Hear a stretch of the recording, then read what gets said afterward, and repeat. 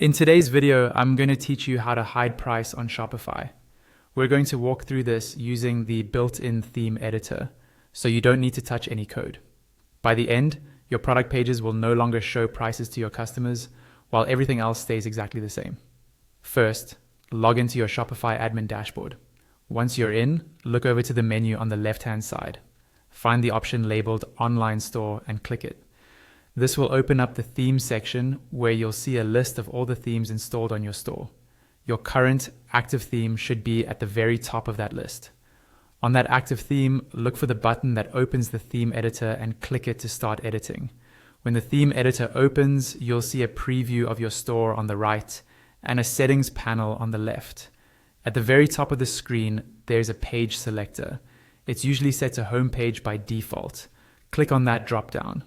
From the list of templates, go to Products and then choose Default Product. This tells Shopify that you want to edit the layout of a standard product page, which is where the price is shown. Once the product page layout has loaded, look back to the left side of the screen. You should see different sections that make up your product page. Find the one called Product Information. On the left of that section name, there's a small right-pointing arrow. Click that arrow to expand the section and reveal all of the blocks inside it.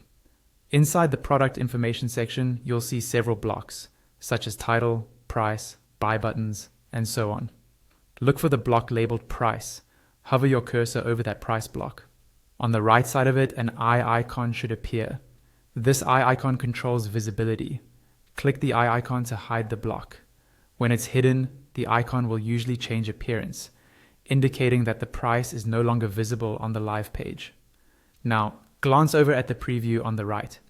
You should see that the product price has disappeared from the page, while the rest of the information, like the title and description, is still there. This is exactly what your customers will see once you publish the change. Finally, don't forget to save your work. Go to the top right corner of the editor and click the Save button. After saving, your product prices will be hidden on all pages that use this default product template.